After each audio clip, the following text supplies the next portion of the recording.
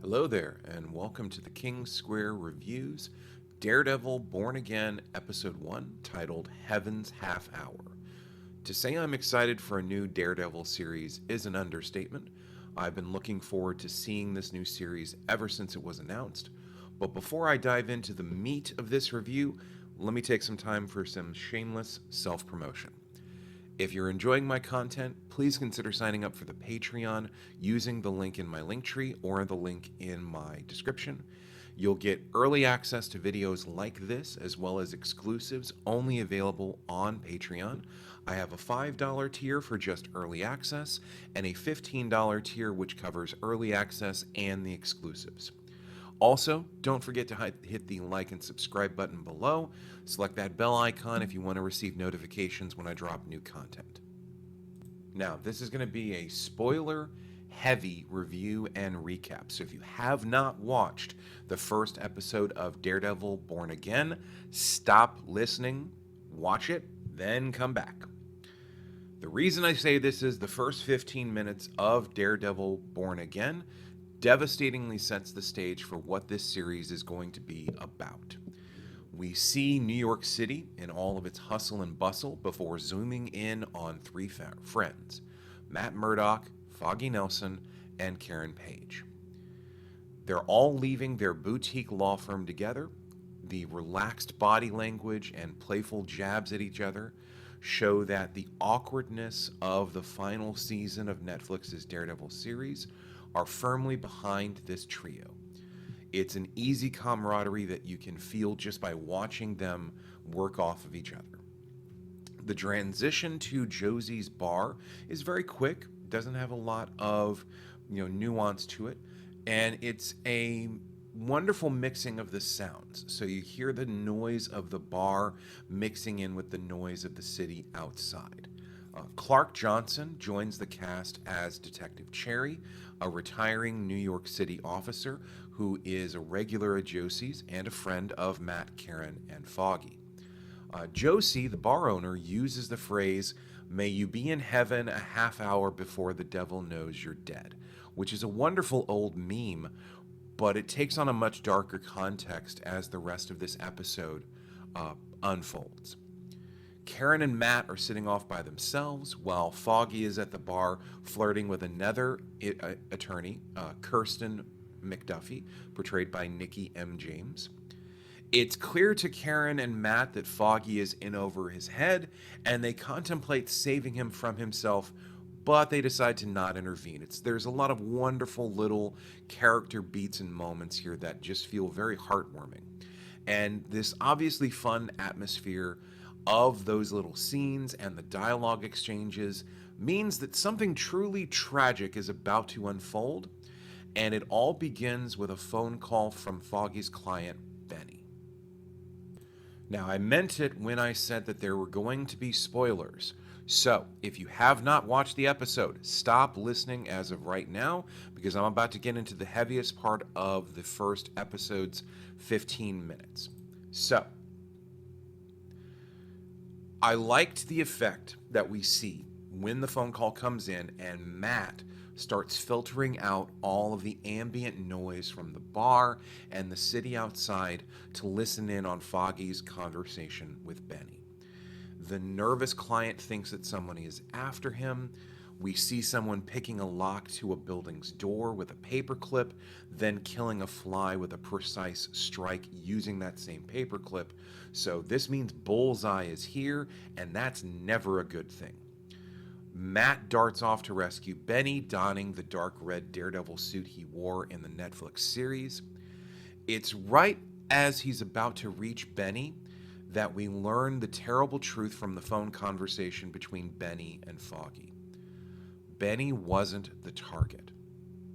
Foggy was. And Foggy takes a bullet to the chest as Matt frantically tries to run back to Josie's bar. Bullseye proceeds to drop two more bar patrons who come out to help within a second of each other before tossing a smoke grenade into the bar. All hell literally breaks loose as Bullseye begins targeting people, including Karen. Thankfully, Matt shows up to save the day, but the ensuing brawl between Daredevil and Bullseye is brutal. And this is an effective reimagining of Bullseye into a terrifying opponent that really wasn't established in the original Netflix series. They did a little bit there, but this is probably the most terrifying Bullseye has ever been. And while he's using things like throwing knives to lethal effect, even something as simple as a billiard ball is a dangerous weapon in Bullseye's hands. There's none of the hammy, over-the-top theatrics of Colin Farrell's portrayal in this segment of the show. This is Bullseye at his most bloodthirsty and savage nature. Now, it would not be a Daredevil show if there wasn't a hallway fight scene. And there's a heavy bass thump as you're going through this fight. And it is a prolonged fight. But there's this heavy bass thump that's in the background of the fight, something I didn't quite catch the first few times that I heard it. I was far too engrossed in watching Daredevil and Bullseye just pummel each other. But then I noticed what it was as I kept hearing Karen's voice filtering in through the background. The fight's soundtrack is the slowly fading heartbeat of Foggy Nelson. Matt is listening to his best friend's last moments on Earth while he's trying to fight one of his worst enemies. And then Foggy's heartbeat stops. And in his despair, Matt pushes Bullseye off the roof to the street below, where the bastard somehow survives. But Foggy Nelson is gone. Matt and Karen have just lost their best friend. Detective Cherry finds Matt sitting on the roof after Matt has removed his helmet and let it fall to the street below in probably the worst moment of his life as Daredevil. That's a hell of a cold open and a hell of a way to start a series.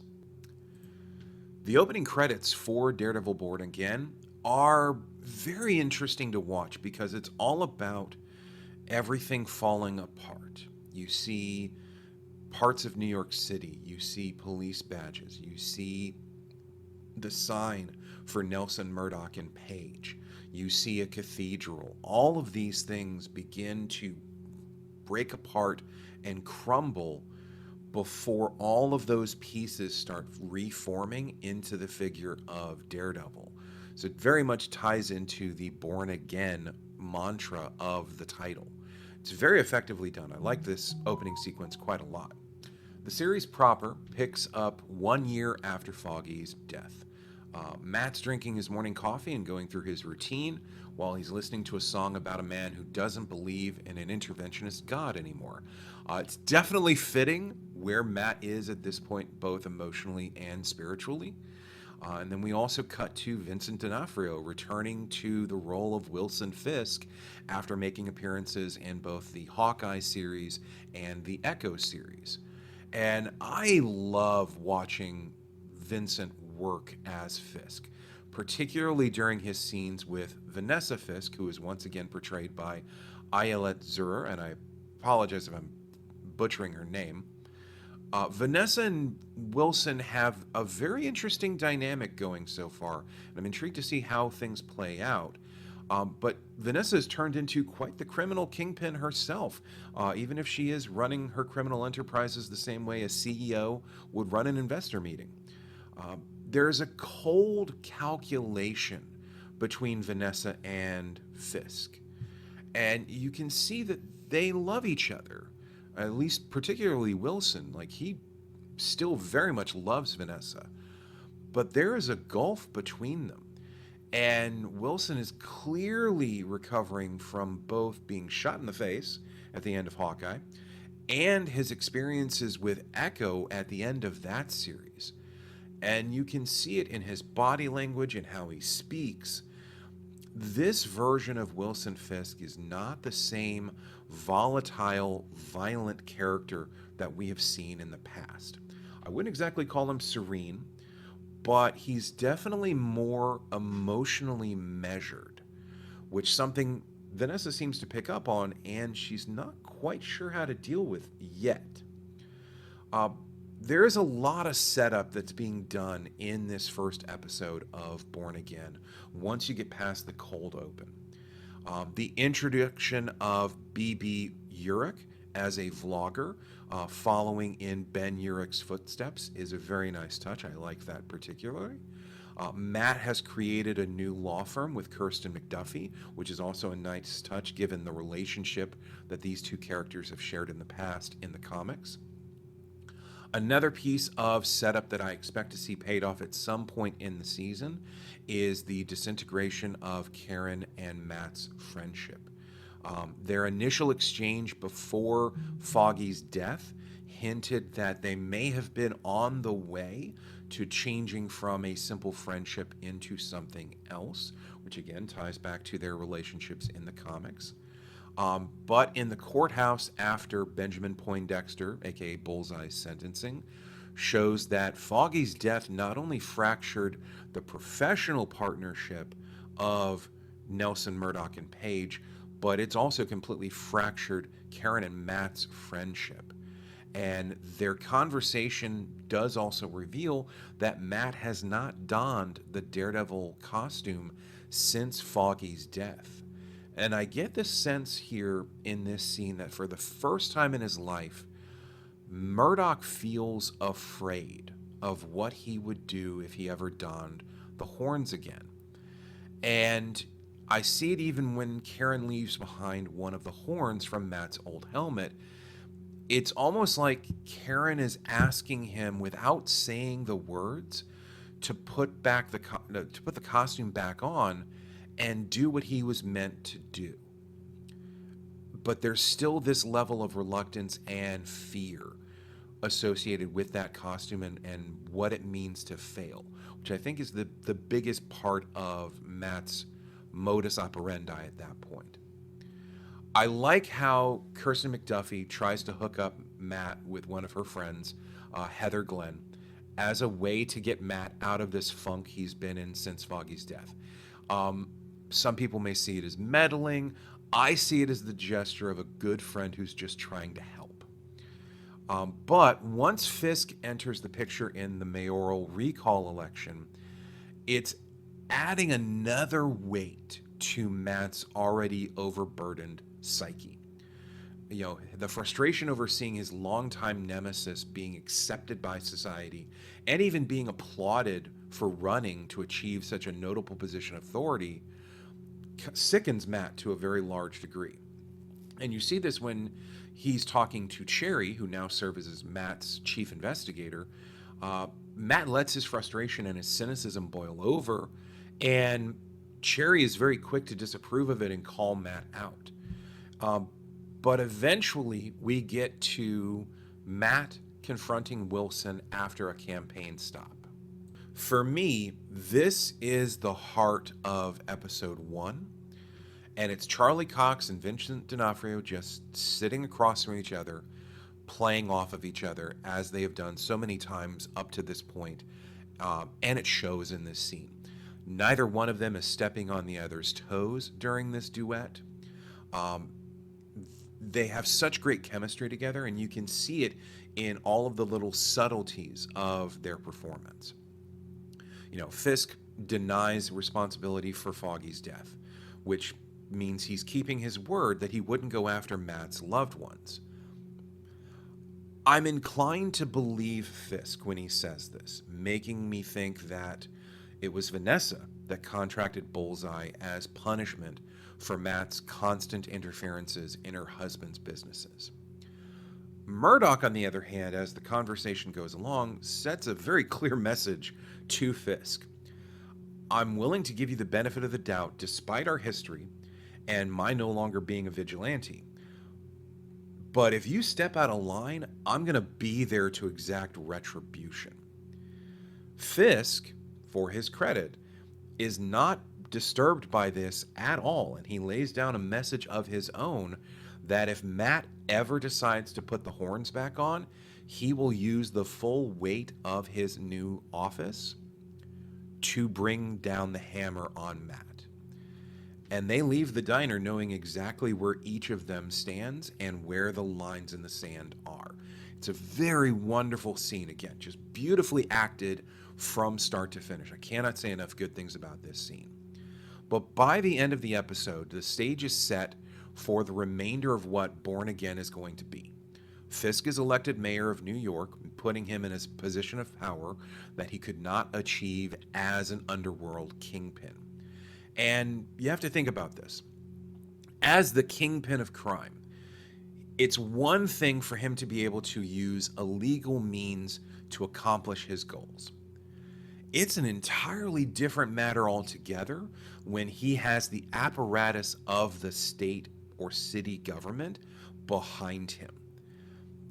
I loved the juxtaposition as the episode was closing of Fisk looking down from the balcony of his building like he's some kind of feudal lord gazing down on his newly acquired domain, versus Matt, who is street level, right where he should be, stuck in between the shadows, with half his face cast in red and the other half of his face cast in shadow. I love that juxtaposition. It looks so good visually. Now, obviously, Matt Murdock's going to put the costume back on at some point, but for now, he has not, and he is choosing to let the system do what it's supposed to do, but this would not be a fun Daredevil show if he didn't eventually put that costume back on. I'm intrigued to see what draws him back in. We know from the trailers that Frank Castle, aka the Punisher, is coming back this season. When Frank and Matt first met in the second season of the Netflix show, they were polar opposites that by the end of that season had learned a grudging respect for one another. I have a feeling that Matt's quest to take down Fisk is going to lead him back to his darker impulses and the violence that he tries to keep under wraps. And if there's anyone who knows anything about keeping those kind of drives under control and what they can do to a person, it's Frank Castle. And maybe Frank will have to pull Matt back from the edge. That would be an interesting dynamic. Overall, though, the first episode of Born Again started off with the unexpected death of a very beloved character from the original Netflix series, Foggy Nelson, R.I.P. That death, however, is going to serve as a catalyst for a very intriguing story, one that I think will see just how far down the rabbit hole Matt Murdock is willing to go before he becomes the hero he is supposed to be. On the flip side of that, we have Fisk, who, after his experiences with Echo, is trying to control his baser instincts and serve the city of New York. I doubt that's going to hold either. It's going to be a treat to watch him backslide into becoming the Kingpin again. I'm intrigued to see what happens as both of these two characters start moving in the directions that they should be in. But that's it for my review of episode 1. Once again, if you like this content, please hit that like and subscribe button. And if you would like to support my content, please select the Patreon link and sign up there. It's greatly appreciated. Have yourself an excellent day. Hello there, and welcome to another edition of the King's Square Reviews. This review recap focuses on Daredevil Born Again, episode 2, titled Optics.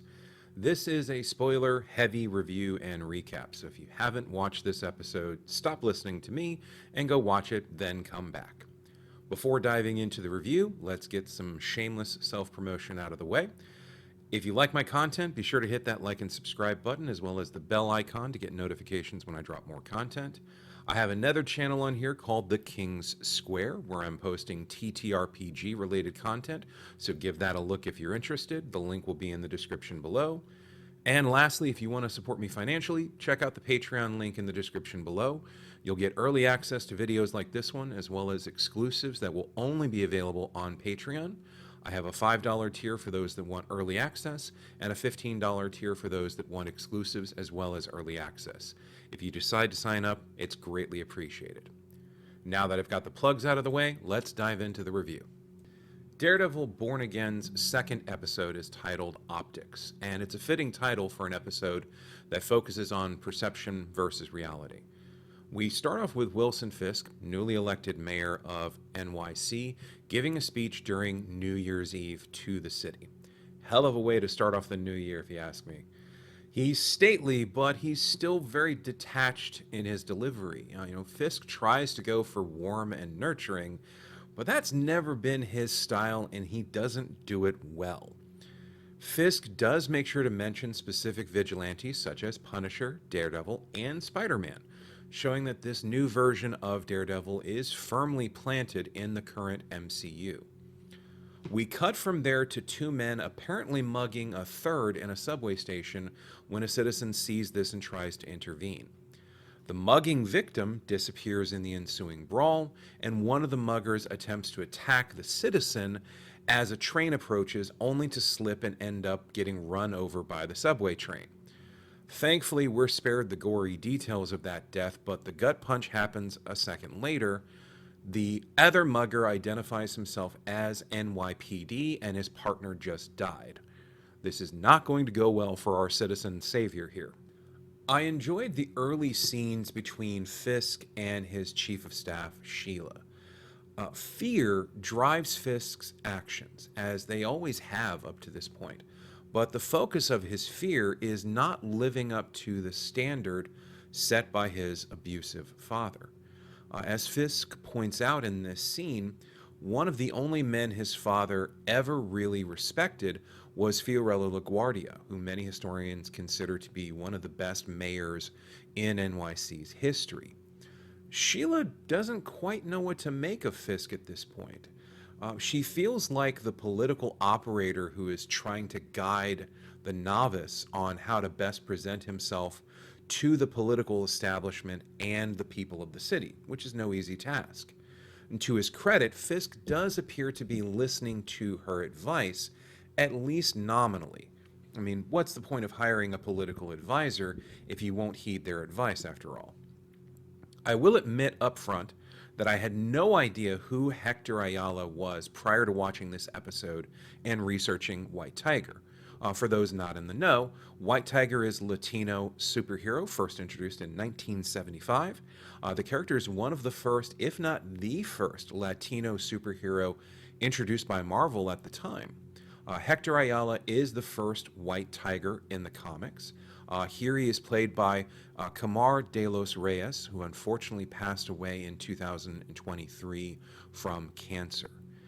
When I watched the initial fight scene between Ayala and the two rogue cops, Powell and Shanahan, it was clear that Ayala knew his way around a fight, and I'm glad that the writers wisely chose to include the reveal quickly in this episode rather than drag it out over the course of the season.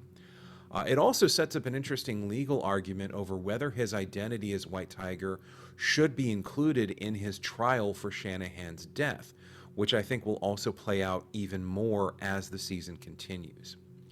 How Murdock becomes involved is a nice bit of setup here.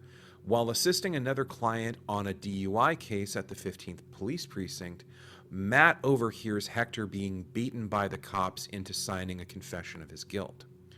Always willing to stick up for someone in the face of such brutality, Murdock steps in and becomes Hector's lawyer, which surprises Hector to no end. Both Cherry and McDuffie are not happy about Matt taking on Hector's case, mainly due to the optics of defending a suspected cop killer. To be fair, the pair of them aren't wrong. And in a later scene when Cherry and McDuffie are speaking to Hector's wife, which is how Cherry discovers Hector's alter ego as White Tiger, the aged former detective accurately describes the political and social apparatus that goes into effect when a police officer dies in the line of duty. It's not a pretty facade. It's a machine that grinds forward inexorably until someone pays for the death of that officer. Speaking of optics, there are two scenes that I think showcase the duality of Fisk's attempt to be a legitimate mayor and why he's ultimately doomed to failure. The first scene is when Fisk is on his way out to one of the 5 boroughs and is stuck in traffic due to a massive depression in the street. And you can clearly see work crews milling about, waiting for the proper permit to begin work on fixing this massive sinkhole, which almost looks like someone landed in the street, but I digress from that.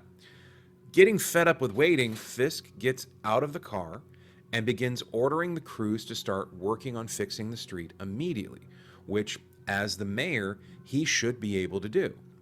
It turns into a photo op as people start taking out their cell phones to record or live stream the event.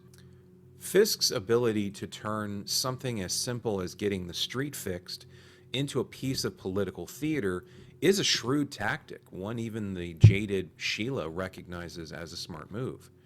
Contrasting that bit of politics with something far more sinister is Fisk's interactions with Police Commissioner Gallo, played by Michael Gaston. To say that Gallo is not a fan of Fisk is a massive understatement. There's real, bitter hatred driving Gallo, who sees Fisk as nothing more than a pretender. Given that Fisk's actions in the past as the Kingpin have resulted in both civilian and police fatalities, you can't really blame Gallo for his loathing of Fisk. Gallo plans on resigning from his post as police commissioner without staying on to give Fisk time to find a replacement, something that would cause a significant number of NYPD cops to also walk out. Fisk decides to use a tactic from his criminal days and threatens Gallo with harming a young woman and her son who are tied to Gallo. While it's not explicitly stated who they are, my guess would be Gallo's mistress and love child. Using that leverage, Fisk gets Gallo to agree to stay on as commissioner and accept that there will be no increased funding or personnel for the NYPD moving forward. Gallo accepts this situation grudgingly, and I'm sure this is going to come back to bite Fisk in the ass at some point in the future. Gallo also described Fisk as a monster trying to rewrite his legacy, and the blackmail scene makes his words scary accurate. We don't get to see much of Hector Ayala in this episode, but what we do see shows a man who, at least on the surface, wants to do good by people. As he says during his conversation with Matt after the latter discovers his identity as White Tiger, people need heroes to believe in. The irony of Hector calling out Daredevil's absence to Matt's face is not lost on Matt in that scene. The court case doesn't fully start in this episode, though, which I liked. I was hoping that this would become a thread for the first few episodes rather than a one-and-done storyline. Tying into the title of the episode, the fact that District Attorney Hochberg, aka the Hawk, shows up for the arraignment, which is a simple legal procedure that anyone in his office could have handled, speaks volumes to both Hochberg's arrogance and the apparatus of the system that Cherry spoke about to Ayala's wife. Hochberg knows that a cop killer is going to make front-page news and will cause a significant number of eyes in the NYPD to be on the case. Perfect for the DA to score brownie points with both the public and the badges. The deck is looking fully stacked against Ayala, especially since the police are looking for the key witness, Nicky Torres, to silence him. Before I get to that part of the story, there's a couple of other developments I want to dive into. First is the BB Report, a video blog created by BB Urich, who we see first time this episode, and is portrayed by Janaea Walton. The BB Report jumps in from time to time as a transitional device between scenes. I feel this fits more like a Greek chorus, giving us insight into the thoughts and feelings of the city as the story unfolds. I like this particular use of that storytelling device. BB also gets her first interaction with Fisk this episode, set up by Daniel, the sycophantic young man who works in Fisk's office. Fisk does not underestimate BB Urich, especially given her lineage and connection to the late Ben Urich. I wonder if Born Again will carry on the event that Fisk killed Ben Urich in the first season of the Netflix Daredevil series. Time will tell. The other big development is Heather Glenn, Matt's new love interest and a licensed therapist, taking on Wilson and Vanessa Fisk as clients for couples counseling. The Fisks going through couples counseling was not on my Daredevil Born Again bingo card. I can only imagine what's going to happen between Matt and Heather when he finds this out. The scene between these three people is short and tense. The gulf I saw between Vanessa and Wilson in the first episode is wider than I anticipated, which, Vanessa feels shut out by Wilson after his recovery. I don't foresee these two splitting up, but I am intrigued to see how this divide between the couples is resolved. And one of the few bedrock traits of Wilson is his love and devotion to Vanessa. I still think that Vanessa was responsible for Foggy's death at the beginning of the series. Time will tell if I'm right and what that will do to the Fisk's marriage. Now that brings us to the finale of the episode, and what a banger of a finale it is. Matt knows something is up with Powell, the surviving cop from Ayala's encounter at the beginning of Optics. As it turns out, Powell is dirty, and based on the tattoo revealed on his wrist, he belongs to a group of cops who venerate Frank Castle, the Punisher. This will be a plotline that allows for Matt to bring Frank back into the fold, at least temporarily this season. Powell and another dirty cop find out where Nikki Torres is hiding out.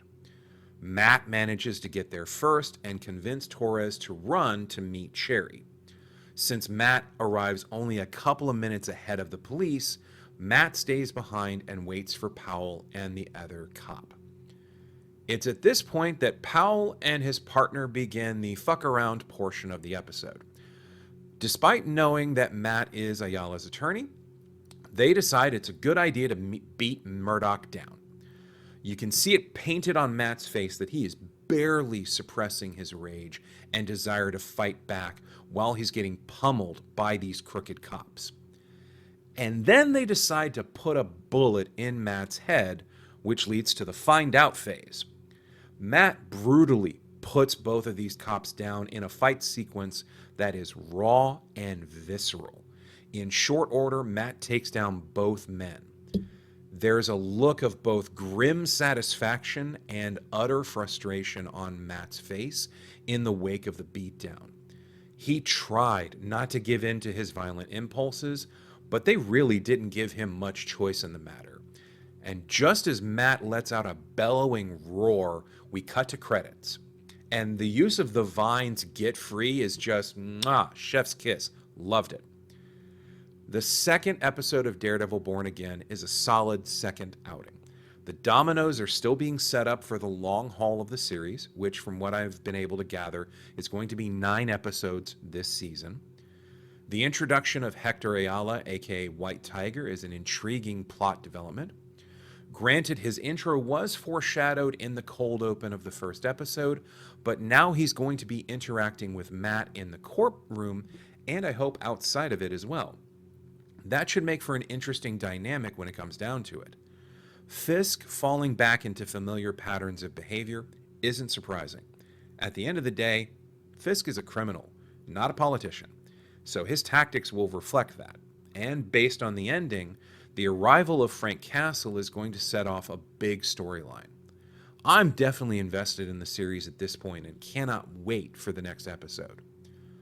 As always, if you've enjoyed this review, hit that like and subscribe button, and if you're feeling generous, consider signing up for my Patreon to get early access to reviews like this and exclusives you won't find anywhere else. Enjoy the rest of your day. Hello there, and welcome to another episode of the King's Square Reviews. My next review covers Daredevil Born Again Episode 3, titled The Hollow of His Hand. The trial of Hector Ayala, aka White Tiger, takes up the majority of this episode, with a shocking ending that sets the stage for the next story arc. This will be a spoiler-heavy analysis of the episode, so stop listening to this if you haven't watched The Hollow of His Hand. Before getting into the review, let me get some shameless self-promotion out of the way. If you're enjoying my recaps, make sure to hit that like and subscribe button and click the bell icon to get notified when new videos drop. You can also get early access to videos like this one, as well as exclusives, by signing up for my Patreon. The link for that is on the link tree in the description below. Thanks for your patience, and on with the recap. One of the things I enjoyed most about this episode is that it gave Camar de los Reyes a chance to shine as Hector Ayala. We didn't get to see much of him in the previous episode, but we start off the hollow of his hand with a short monologue by Hector. His description of his home in Puerto Rico has such loving details, including the sound of the coquis, tree frogs that sing at night. For the briefest of moments, Hector is no longer sitting in the holding cell waiting for the trial to begin. He's back home, and all of these troubles are far behind him. It's a wonderful scene, and Camar used such subtlety in his performance that I couldn't help but feel for the character. As I admitted in one of my previous reviews for this show, I was not familiar with White Tiger before Daredevil Born Again. A little did I know that the trial of White Tiger is an arc from the Daredevil comics, one that plays out much differently than it does here in the show. In the comics, Hector Ayala is completely framed by the NYPD, and his trial is little better than a kangaroo court, despite the best attempts of Foggy and Matt to acquit him. The trial ends tragically when, after receiving a guilty verdict, Hector assaults a bailiff and tries to escape with the bailiff's firearm. Hector is met outside by both the public and the NYPD, who gun down White Tiger with no remorse. The trial of White Tiger in the show has some similar ups and downs, but a completely different result. I'm pretty good at picking up on story beats at this point in my life, but there were some curveballs I was not expecting in this episode. Hochberg, the district attorney for New York, questions Powell on the witness stand. Powell is clearly worse for wear after his encounter with Matt in the previous episode, which Matt uses to secretly mess with Powell on cross-examination. Hochberg and Powell spin a story about Shanahan, the cop that died on the subway platform, making the pair seem like honest, decent public servants. Nothing could be further from the truth, of course. Matt tries and successfully gets Powell to perjure himself on the stand when Powell states he doesn't know any Nicky Torres. We then see another cop in the court's gallery with a Punisher tattoo on his neck who whispers that they need to find and stop Nicky Torres from testifying. And that's where the first curveball comes into play. Cherry is seen somewhere else in the city delivering a small packet of drugs to Nicky Torres at a hideout. The fact that the hideout has a Punisher logo on it with the word "triggered" emblazoned shows that subtlety is not going to be this show's strong suit at times. The fact that Torres is a drug addict automatically made me worried as a viewer. Any decent attorney would shred him to pieces on the stand, making him an unreliable witness. But he's the best option Murdock and McDuffie have, so Cherry's going to get him to court. When Cherry, his associate, and Torres leaves, we can see someone is watching the group. We then see Cherry rushing through New York traffic in a van, trying to stay one step ahead of any cops who could be on the prowl, but his luck runs dry. Powell and a motorcycle cop pull over the van and direct Cherry to open the back, revealing no one is in the van at all. At the same moment of the reveal, Torres and the associate that traveled with him step out of a yellow cab outside the courthouse. This is a wonderful little subversion, and one I felt was quite ingenious. No one would even think to look for Torres in such a public vehicle, which is why Cherry's ruse works so well. Unfortunately, it's all for naught. Facing a room full of clearly pissed off cops, Torres folds on the witness stand, refusing to admit he was in the subway station or his connection to Powell and Shanahan. For now, it appears that the Hector Ayala defense is down for the count. Later that evening, McDuffie, Cherry, and Matt all agree that Torres' testimony was the key to their defense. Without it, they know they don't have much of a chance of winning the case. Meanwhile, trouble is brewing in the world of Mayor Fisk. One of the crime syndicates, the Irish mob from the sound of their accents, knock over a drop-off exchange of another gang in the Kingpin Syndicate. Without a strong central leader calling the shots, factions will form to determine who will be the top dog. Vanessa points this out to Fisk over breakfast the following morning, which Fisk dismisses as being beneath him. We cut to Wilson's knuckles, which show clear signs of abuse. For all of this talk of letting his violent nature go, Wilson is clearly beating the hell out of someone on the regular. To answer this rising threat, Vanessa sends Wilson's bodyguard, who it appears works for her as well, to settle the blood debt between the rival gangs. The Irish gang is definitely not happy about the arrangement, especially given the price tag, which I assume is $1.8 million. Wilson later calls her out on this behavior before their next therapy session with Dr. Glenn. The audacity of Wilson telling his wife not to go to a place where he can't trust her is extreme. When Vanessa mentions Adam, her former lover, again, you can see Wilson wince a little at the mention. I have a feeling Adam is the reason Wilson's knuckles have been so torn up. He did promise Vanessa that he wouldn't kill Adam. He never said anything about not kicking Adam's ass thoroughly. The devil, as they say, is in the details. Speaking of the devil, the trial of Hector Ayala takes a sudden and frankly hypocritical turn when Matt puts Hector on the stand. As Matt's examination continues, you can see him building to something, but it's also clear Hector has no idea what's about to happen. Matt then plays his ace in the hole, producing Hector's white tiger mask and revealing Hector's superhero identity. It's a bold move, but one I feel is deeply flawed on Matt's part. The judge for the case rightly calls Matt out on his hypocrisy, since it was Matt's argument in chambers that compelled the judge to suppress Hector's superhero identity from evidence. Matt's decision to use White Tiger is a calculated bit of theater meant to expose the character of Hector Ayala to avert a murder charge. I get why Matt does this. Matt's first duty as an attorney is to win the case for his client and keep him out of jail. But this crosses a line for me. Hector calls Matt out on it in the holding cell, rightfully pointing out that this wasn't Matt's secret to tell, and it truly wasn't up to Matt to make that decision unilaterally.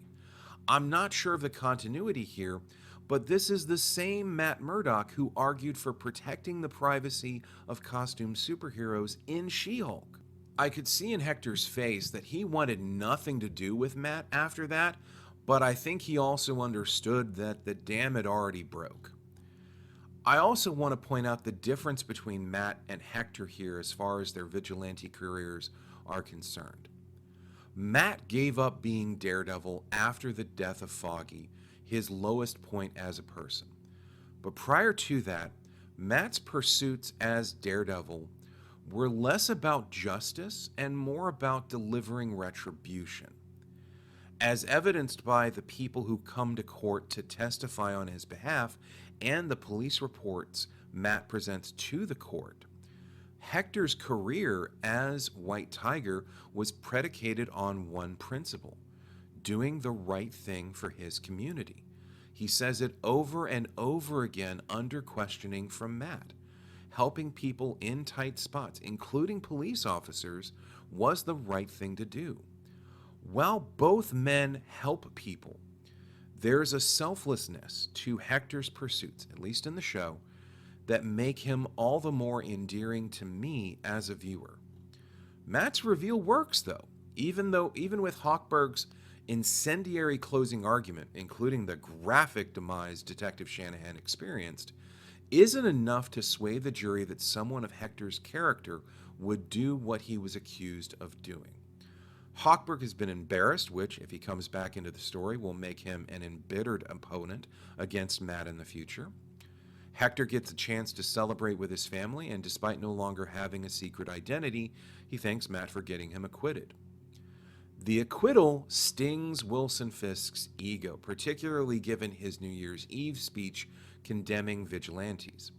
He decides to use B.B. Urich's podcast to express his dissatisfaction, calling the verdict a miscarriage of justice, which is usually used when the verdict is guilty and the defendant is clearly innocent. B.B. rightly calls Wilson out on that statement, which causes Wilson to pivot to stating that juries get cases wrong, as he's been party to in the past. It's a piece of political theater, one born from Fisk's deep hatred of Matt and the meddling of other vigilantes. But that brings us to the ending of the episode and the absolute gut punch that it is. As Fisk is giving his views to BB, we see Hector in his home putting on his White Tiger costume. Matt encouraged Hector to give up being White Tiger, clearly projecting his own idea that he doesn't want to be Daredevil, which couldn't be further from the truth, onto Hector. In return, Hector said what should have been obvious to Matt from the start. Being White Tiger wasn't a job, it was a calling. Helping people in their most vulnerable moments is a true calling, one Matt has abandoned for legitimately personal reasons. It shouldn't be a surprise, though, that even with his identity now known to the New York City public, Hector still decides to put on his suit and medallion and go out and help people. And that's when someone comes out of the shadows and shoots Hector Ayala in the head, killing him instantly. The hooded figure is wearing a tactical vest with the Punisher logo printed on it. This is one of the cops from the courtroom, possibly Powell or the cop with the neck tattoo. Frank would never have gone after Hector Ayala, largely on shared principles. If anything, I would say Frank Castle would have respected the hell out of Ayala, especially given Hector's military background. For all of his theatrics in court, Matt's victory is a hollow one as Hector dies on the NYC streets. It's a fantastic episode of TV, one that I thoroughly enjoyed even with the downer ending. Hector's time on the show was too brief. I would have loved to have seen the character continue to appear, possibly to team up with Matt at some point.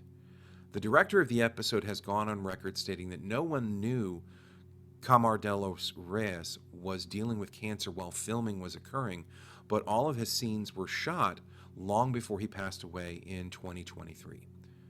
Camardelos Reyes brought a wonderful humanity to Hector Ayala through these two episodes. I cannot say enough good things about his performance.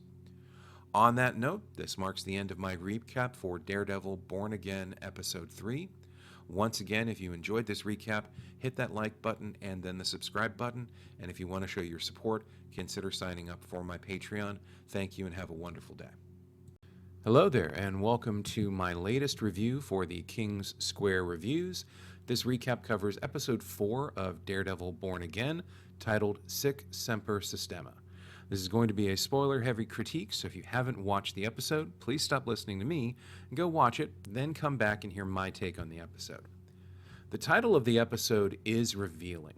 Sic Semper Systema is a modification of the phrase Sic Semper Tyrannis, which means thus always to tyrants. The original phrase is attributed to Brutus, one of the lead conspirators in the death of Julius Caesar.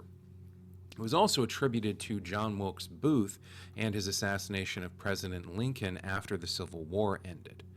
The episode's title roughly means thus always to the system. The point made during the course of the episode is that the system Matt has devoted himself to over the past year since Foggy's death is crippled and incapable of actually doing what it's supposed to do. There are a few examples of that idea presented in the episode from different characters. We get our first look at Muse in this episode, and to say this new villain is creepy is an understatement. Clad in white with only his eyes visible, Muse silently makes his way through Manhattan, claiming victims while creating his stunning artwork on buildings. It's only toward the end of the episode that we learn the truth. Muse is kidnapping citizens and draining them of their blood to use in his paints.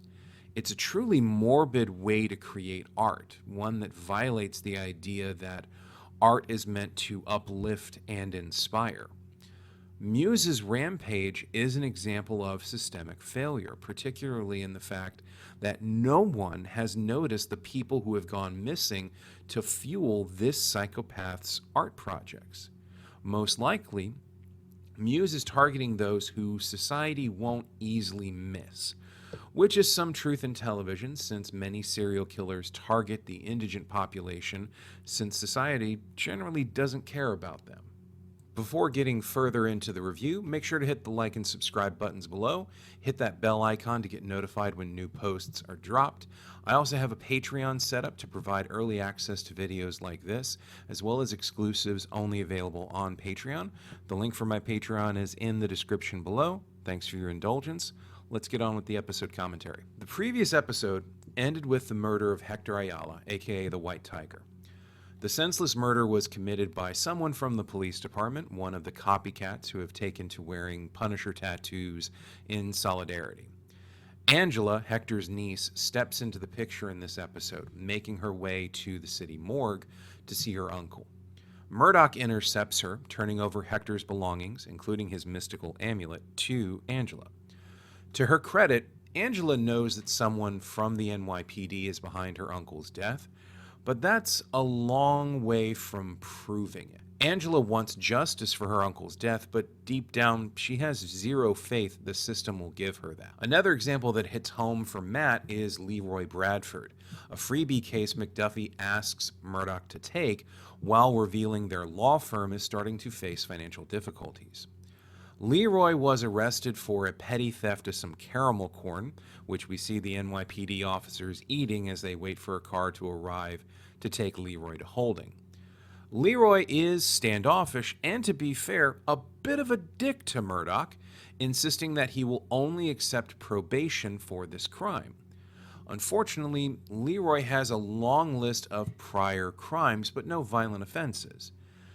Matt manages to get a member of the DA's office to agree to 10 days in jail rather than the original 20 days that Leroy would have been charged. Matt sees this as a victory given Leroy's record of prior offenses, but Leroy doesn't see it that way at all. Instead, Leroy provides a harsh takedown of the justice system and the city government as a whole. The reason Leroy insisted on getting only probation is that the last time he had an extended stay in jail, he missed an appointment for SSI and his benefits were cut off.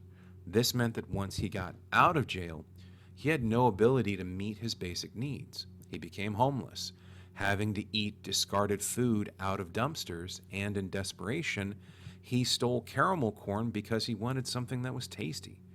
Leroy even points out that the city is willing to spend 5 times more to jail him for 10 days than it's willing to spend to feed him or help him with housing. All Matt can do is sit in his chair and listen as Leroy lays out his truth, making Matt's celebration of getting only 10 days in jail feel increasingly hollow and unjust.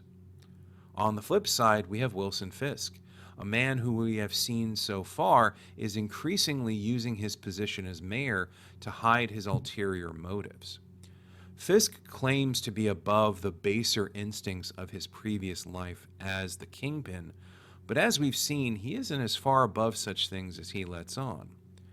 As Fisk tries to unveil his plans to revitalize the Red Hook ports, Sheila, his chief of staff, reminds him of the numerous hoops he'll have to jump through just to get the ball rolling.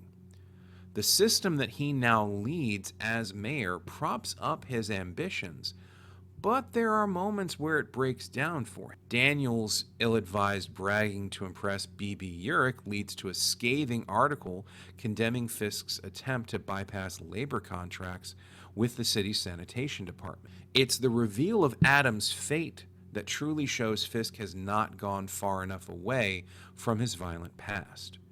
During another therapy session with Dr. Glenn, Fisk states that he had a conversation with Adam and nothing more.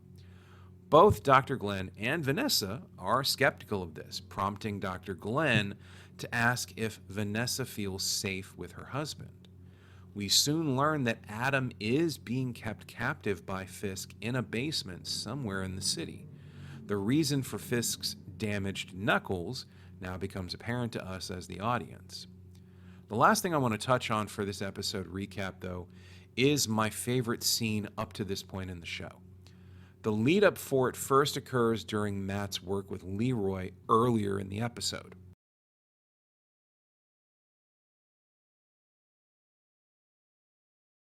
Matt has a chance to confront Powell, the rogue cop from Hector's trial. We soon learn that Powell was not directly responsible for Hector's death, indicating that Powell does have some intelligence. After visiting the scene of Hector's death, Matt finds the shell casing for the bullet. Matt wanders New York seemingly aimlessly until he enters a tenement building and descends below street level. Daredevil is descending into the hellish bowels of the city in a way. There we find Frank Castle, the Punisher. I love John Bernthal's take on Frank Castle. There's a fine line for this character to walk from being irredeemable, and Bernthal has found that place in his portrayal. Frank, at first, claims zero responsibility for the cops using his logo to commit murder, but the scene shifts into a stark, emotional moment between these two men. We get a chance to see what drives both Frank and Matt to do what they do and why they are on opposite sides so often. Grief drives both men, and their grief takes the form of a voice of a lost loved one. For Frank, it's the voice of his son encouraging him to kill the villains of the world. For Matt, it's Foggy's voice telling him to have faith in the system and rise above his violent urges. Frank tells Matt that he thinks Murdock went to him not for help, but for permission to unleash the devil and seek retribution for Hector Ayala. There's some truth to that, but I think the other side of it is that Matt was hoping Frank would shoulder the burden of going after the cops who killed Ayala. If Frank did that, Matt would be able to wash his hands of the situation after a fashion and go back to working within the system. Matt ultimately wants to avoid giving in to his darker impulses, but we know that that is a losing battle, and so does Frank. Like the diner scene in the first episode, this is a powerful scene between two amazing actors, and I loved every second of it. It's rare that I encounter a show without a weak link 4 episodes in, but Daredevil Born Again has managed to pull that off.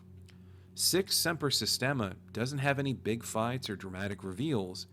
Instead, we get an examination of why, in the Marvel Cinematic Universe, people like Matt Murdock and Hector Ayala exist and are frankly necessary. I'm hoping we get to see more of Bernthal's Frank Castle this season, but even if we don't, the scene between Bernthal and Charlie Cox was more than enough for me. As always, I hope you've enjoyed this recap. If you have, please hit that like and subscribe button and consider signing up for my Patreon to show your support.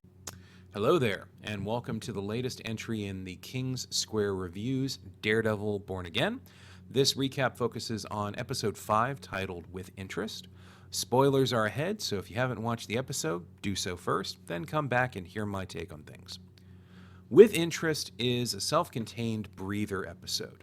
After having some heavy events occur over the first 4 episodes, we as the audience need to catch our emotional breath, so to speak, before we begin the home stretch of episodes.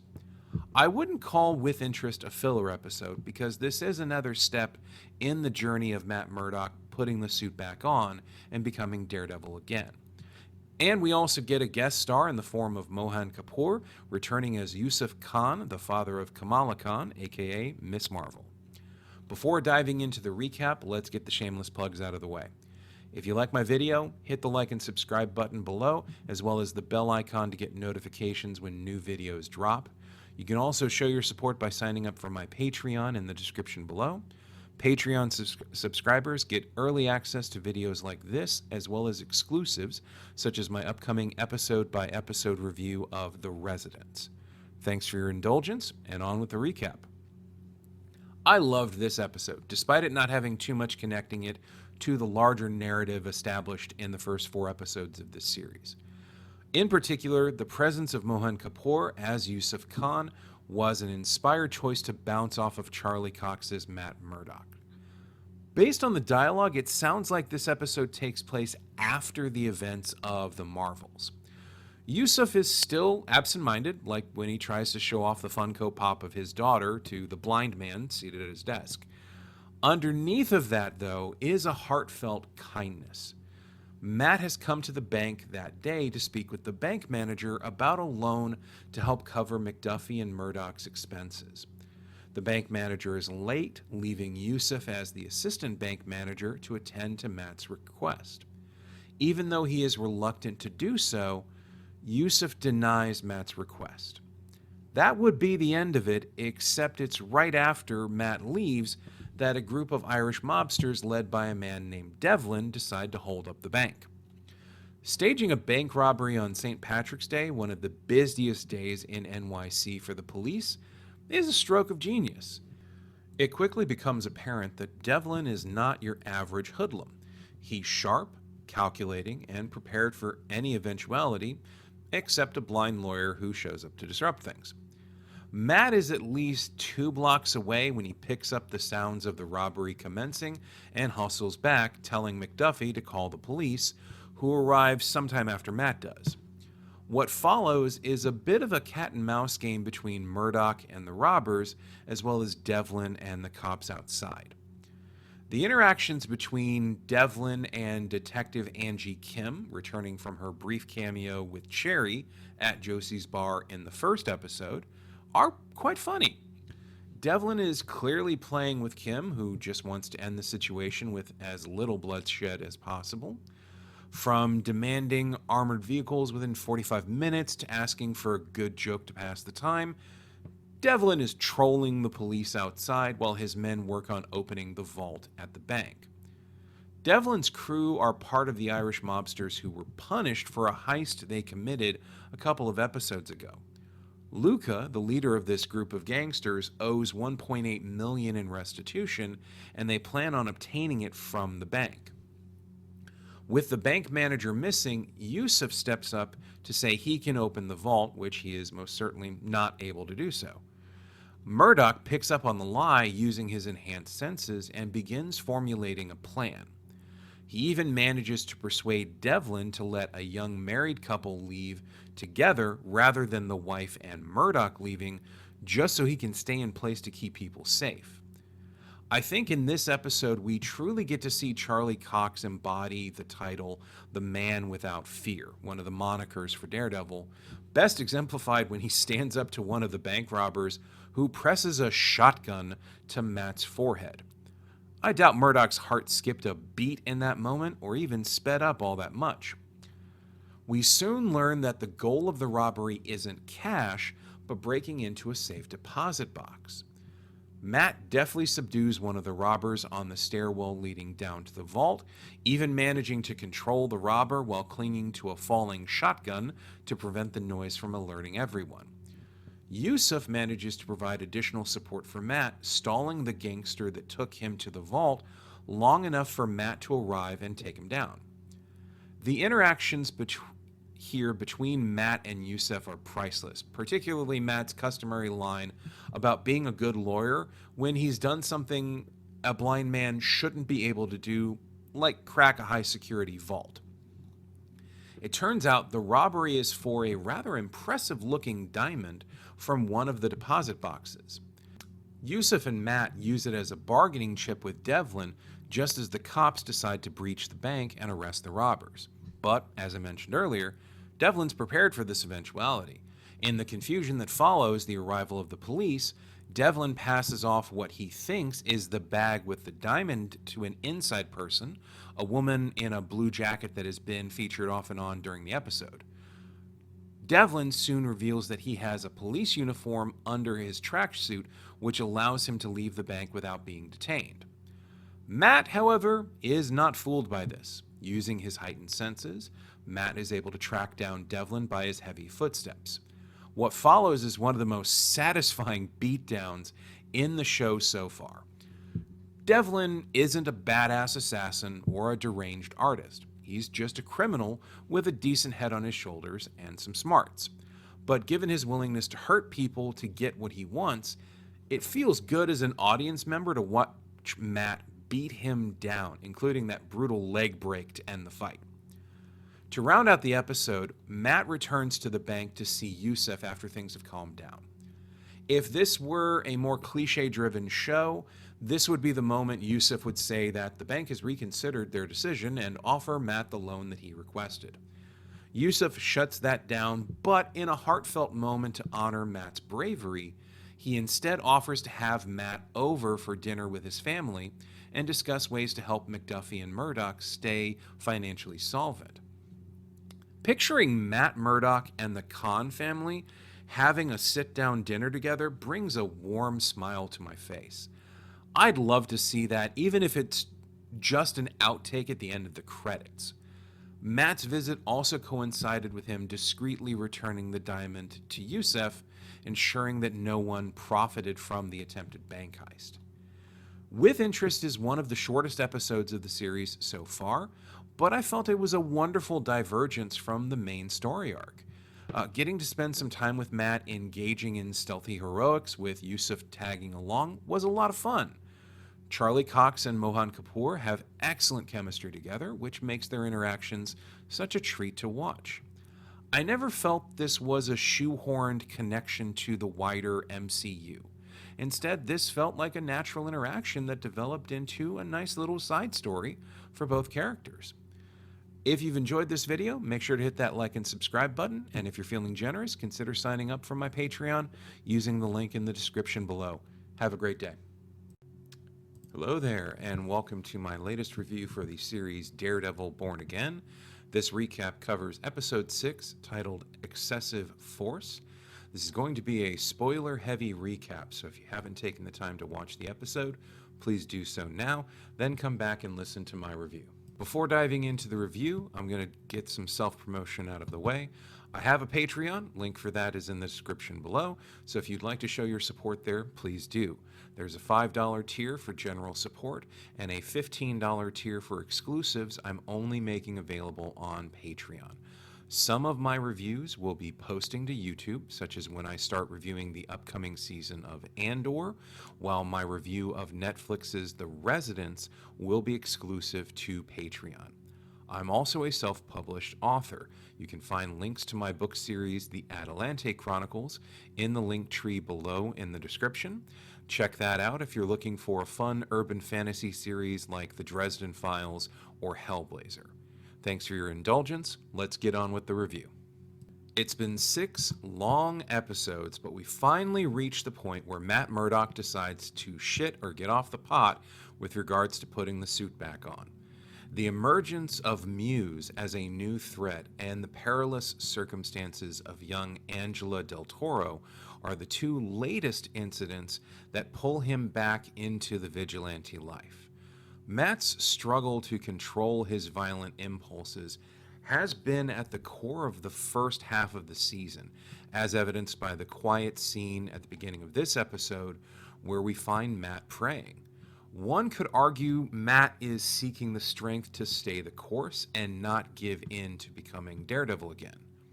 I would argue Matt's seeking preemptive forgiveness from Foggy and God, knowing he's going to put that suit back on at some point.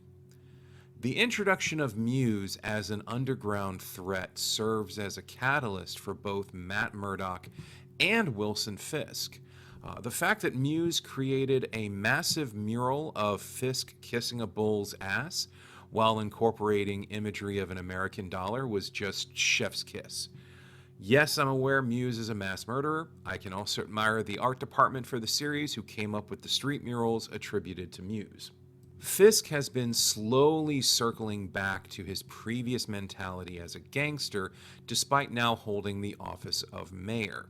The revelation that a masked serial killer responsible for at least 60 deaths, who is openly mocking him, does little to bring Fisk away from his worst impulses.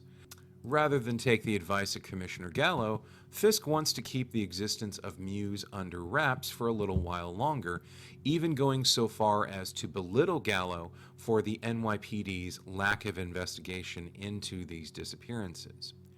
We also get to see Fisk being inexorably drawn back into the underworld when Luca, the crime boss who has been making waves the past few episodes, actually waltzes into the mayor's office to confront Fisk. The balls it takes to stride into the center of political power in NYC and show Fisk an incredible amount of disrespect is kind of impressive in a completely stupid way. Luca is now entering the FA phase of FAFO, which is when Fisk calmly but succinctly tells Luca that the tribute has increased from 1.8 to 2.8 million, with the extra million going to Fisk himself for Luca's insulting behavior. I will admit that Fisk's cold exterior here is a marked difference from how he would have handled himself prior to his encounter with Echo. Perhaps it's because he's in his office rather than the street that he's willing to put up with Luca being so disrespectful. On the flip side, Angela Del Toro is the one who helps bring Matt around to her way of thinking. Angela's not some precocious kid, but a dedicated individual who took some of her uncle's lessons to heart about serving the community.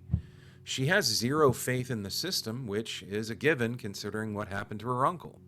Instead, she turns to Matt to report on what her uncle was investigating, the disappearances of people along the queue line. Matt admonishes her and directs Angela to work with the system. This is happening around the same time that Fisk learns of the existence of Muse and decides to keep the news out of the public's eyes. Even when Muse murders 2 club girls and uses them for a new painting, Fisk doesn't move publicly against the psychopath. Instead, Fisk is hobnobbing with the wealthy elites of NYC, including a returning Jack Duquesne from Hawkeye. Vanessa's insight into the snobbish nature of these 1%ers is as sharp as ever. Fisk tries the diplomatic approach, but he is rebuffed by nearly all of the attendees of this black tie event. And the Kingpin is not one to be talked down to. I'll get to the fight between Muse and Daredevil in a moment, but I want to talk about Adam and Wilson before that. Muse versus Daredevil and Wilson versus Adam play against each other as if they were complementary notes in a song's composition. It's been obvious for some time that Wilson has been beating up Adam in this dungeon. Now we get to see it in full, visceral color. In fact, Wilson brings an axe to let Adam have a fair shot at potentially injuring him. Fisk explains that he would take on stronger, larger men in his youth to prove himself, and he would sometimes need an equalizer. Make no mistake, though, this is about retribution, driven solely by the possessiveness Wilson feels toward his wife. He repeatedly screams out "mine" when pummeling Adam, leaving the man a bloody mess. While we are meant to root for Daredevil's fight with Muse, here there is no such joy in the violence. This is simply put an assault, both on Adam as a character and we as an audience. Wilson cannot let go of the fact that Adam put his hands on Vanessa in a passionate manner. It is a disturbing display of violence meant to showcase that for all of his talk about letting go of his past, Wilson Fisk is a hypocrite of the highest order. Now, all of this is preamble for the main reason this episode exists: Matt putting the suit back on. Angela decides to investigate the queue line herself. I admire her moxie, but she's a kid, and she really shouldn't be putting herself in that situation. Sure enough, Muse captures her and plans to use her blood in another piece of art. Soledad calls Matt, who confirms he hasn't seen Angela, and immediately Matt knows Angela has gone after Muse and she's in danger. And with two simple words, fuck it, Daredevil is back. We get a much better look at Muse's lair this go around, as well as a bit more time with him. Muse is quite simply terrifying. He barely utters a word and hardly makes a sound. He is slow and methodical, taking great pleasure in every single aspect of his work. In many ways, he reminds me of some of the more sadistic serial killers we've had in real life, who were said to never raise their voice or show much in the way of emotion. The fight between Muse and Daredevil is well shot and choreographed. It's clear that Muse has some kind of martial arts background, so he's able to keep up with Matt for quite a bit longer than I anticipated. And much like the last major fight we saw Matt in while he was in costume, the soundtrack of his fight with Muse is the slowing heartbeat of an innocent, in this case Angela. The primal scream Matt unleashes during the fight shows me just how much Matt has missed being in this place, fighting an evil that needs to be fought. The ending of the fight sees Matt using the cable in his billy club to hang Muse while Angela's heartbeat slows to a crawl. It's here that we see the fundamental difference between Matt's fight and Wilson's fight. Matt lets Muse go to save Angela. For Matt, having lost his best friend in a similar circumstance, he cannot fathom letting Angela die just so he can satisfy his need for retribution against Muse. Angela is saved, allowing Muse to escape into the night, and that's a trade-off I think most of the audience would agree is worthwhile. The simple reassurance of Matt saying, "I'm here," to Angela's question, "Daredevil?" is priceless right before the end credits roll. I enjoyed Excessive Force quite a lot. The juxtaposition of Matt and Wilson's movement back to their true selves has been well done up to this point. The fight scenes in this episode reminded me a lot of the fights from the first season of Netflix's Daredevil series. There's only 3 episodes left after this, and I'm intrigued to see how the first half of Daredevil Born Again plays out. If you've enjoyed this recap and analysis of Daredevil Born Again Episode 6, hit that like and subscribe button, and consider checking out the links in the description for my other stuff on the web. Have a good one. Hello there, and welcome to another video for the King's Square Reviews. This recap is for Daredevil Born Again Episode 7, titled Art for Art's Sake. This will be a spoiler-heavy recap and review, so if you haven't watched the episode, do that and then come back for my take on it. Art for Art's Sake brings the Muse storyline to a close, but the real crux of the episode is a further shift in the status quo of the series. Matt Murdock's decision to put the Daredevil suit back on and resume his vigilante career is going to cause major issues in his life, as it should. One of the reasons I liked Daredevil comics as a kid and teenager was that Matt's path was never an easy one. Every decision he made in either his daytime persona or his nighttime career as the Man Without Fear had consequences. Smart storytelling makes those consequences personal to drive the narrative further.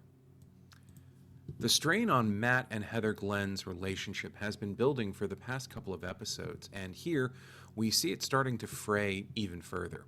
Heather finds the bruises on Matt's back while he's showering and begins to question it, only to be stopped by a renewed passion from Matt. We soon see this was but a brief respite as Matt tries to explain his recent change in behavior and fails miserably. Heather's right to call out Matt that his past trauma is surfacing, affecting his decision-making. Matt's lies are paper thin, though, and I can see in Margarita Laviva's performance that Heather is starting to pull away from Matt, even when they admit that they love each other. Leave a comment below if you figured out this was the moment that their relationship was doomed. I hope it wasn't just me. Mayor Fisk is also disturbed by the return of his old nemesis. Wilson's not always been known for his capacity to control his impulses. Vincent D'Onofrio focuses Fisk's barely contained rage when speaking with Buck about Matt's past interference. Fisk had managed to create a criminal empire that benefited many people, but at the expense of an even larger number of people. Matt's intervention destroyed that previous network, forcing Fisk to rebuild, an enterprise his wife took over during Wilson's absence. There's a moment where Fisk spits out the word righteousness when talking about Matt's past efforts. And it almost feels like Fisk is vomiting that word up rather than simply saying it. Buck warns against using the powers of the mayor's office to go after Matt directly, but this is the kingpin we're talking about. Fisk isn't going to let Matt resume his vigilante work without consequences. Matt's decision to resume his activities also doesn't sit well with Cherry or McDuffie. The exchange between the two old friends is one born out of both love and frustration. Matt hasn't fully thought through the consequences of putting the horns back on. Cherry, on the other hand, doesn't want to admit that sometimes Matt's methods are needed, especially against a threat like Muse. I think Cherry is also concerned about the Punisher wannabes among the NYPD who are now forming the anti-vigilante task force under Fisk's direct control. There's also the continuing subplot with Luca the mobster making moves to take over Fisk's operations now that Wilson is the mayor. Luca meets with Vanessa, and it appears the two of them come to some kind of understanding. Vanessa is cagey, even when she's alone with her husband, so she practices a form of silent committal to Luca's plan. It's just a background event until we reach the final moments of the episode. I have to admit that when the slightly off-kilter young man asked Heather if she was accepting new patients in the second episode of the series, I was not expecting it to pay off in this manner. As it turns out, the young man is Bastian Cooper, a child of privilege who also turns out to be Muse. We see Bastian arriving for his next session with Dr. Glenn at the same time that Detective Kim is presenting evidence to Fisk that has narrowed down Bastian as a potential suspect. Matt also learns about the connection between Muse and Heather when he returns to Muse's lair from the previous episode. Seeing Matt knock out Powell with his billy club is supremely satisfying, but that's merely a footnote, as we soon learn that Cooper is obsessed with Glenn, having painted multiple portraits of her. Before getting into the finale of the episode, make sure to hit that like and subscribe button if you're enjoying my content. I also have a Patreon. The link for that is in the description below. I'll be posting exclusive reviews to Patreon, starting with an episode-by-episode review of The Residents on Netflix. And if you're still not sick of hearing my voice, I have a different YouTube channel called simply The King's Square that focuses on TTRPG content like my series How to Run Cyberpunk Red. Thanks for indulging me in my shameless self-promotion. The finale for Episode 7 ratchets up the tension as Muse begins what he undoubtedly thinks will be his masterpiece. Heather realizes too late that Bastian is dangerous, and she is unable to escape her patient's clutches. When she comes to, Bastian has put on his real face, the mask he wears as Muse, to begin extracting her blood to paint his next canvas. Hunter Doohan has the unenviable task of working under a face mask, relying solely on his eyes to convey the emotions of his character, but he does a fantastic job of capturing the madness inherent in someone like Muse. Bastian's obsession is rooted in his misguided perception that Glenn's advice has unlocked his artistic potential. It's clear that at some point Cooper's connection to reality was severed almost completely, and he's been dangling by a thread for a long time. Matt's surveying of Muse's previous lair is enough to draw the attention of the anti-vigilante squad, who use Muse's portraits to figure out Dr. Glenn is the next target. This gives Fisk an idea, hoping to kill two birds with one stone. By this point, it's clear that Fisk knows Matt Murdock is involved with Heather Glenn. And with the understanding that Matt knows Glenn is Muse's next target, Fisk deploys the anti-vigilante squad to Glenn's office in the hopes of taking out both Muse and Daredevil. It doesn't quite work out as intended, but it does allow Fisk to shift his plans in a new direction. The battle between Daredevil and Muse is suitably brutal. Muse isn't on the same level as Matt in terms of fighting ability, so he uses every dirty trick he can to subdue Matt and continue his work on Heather. All of this plays out as the anti-vigilante task force arrives outside not too long after Matt makes his entrance. The decision to have Heather be the one to kill Muse, with his own gun no less, was an interesting one. I hadn't anticipated Muse to die in this episode. My original thought was that Muse would be beaten down and Matt would escape just as the cops burst into the office, but that wasn't what happened. With Muse dead, Matt says Heather's name and quickly stabilizes her before leaving. That one moment of concern is going to come back at some point, probably when Heather finally learns the truth about who Matt really is. True to form, Mayor Fisk insists that his task force was responsible for putting down Muse, even though there's ample footage captured on people's phones of Daredevil arriving and leaving. But Fisk wants his people to take the credit, largely to further discredit vigilantes and make himself out to be the strongman type of leader that New York needs. Even Bibi Urich gets pulled into perpetuating this form of propaganda by Daniel, who strong-arms her into complying by threatening to remove her access to the mayor's office. Fisk takes his victory lap, but all does not seem like it will end well when we see Vanessa texting someone an address. It soon becomes apparent that Luca is the recipient, and he heads out to this rendezvous. Wilson is enjoying a quiet dinner alone in a restaurant, his back to the door. The level of confidence it takes for someone with his background in the underworld to do something like that is about as large as the Empire State Building. Just as Luca is about to pull off his assassination attempt, Buck steps out from the shadows and puts two in Luca, ending the upstart's threat in brutal fashion. The sequencing of these events feels like an attempt by the show to seed the idea that Vanessa is turning on Wilson, but that doesn't sit right. I find it far more likely that Vanessa orchestrated this hit with Wilson and Buck to eliminate a potential long-term threat to their efforts with the Red Hook Port Project. Overall, Art for Art's Sake is a solid episode of TV. The conclusion to the Muse arc felt a bit rushed, but to be fair, Muse is a secondary antagonist in the grand scheme of things. In effect, Muse simply served as a catalyst to begin the downward spiral of the ongoing feud between Murdock and Fisk. It was inevitable that these two could not escape their true nature, as shown by Matt donning the mask again and Fisk coordinating the murder of Luca with Buck and his wife. Neither man can truly walk away from who they really are, no matter how much of a mask they put on for the public. The home stretch is upon us with Daredevil Born Again, and the final two episodes promise to be quite eventful. Once again, thank you for taking the time to listen to my recap of Daredevil Born Again Episode 7.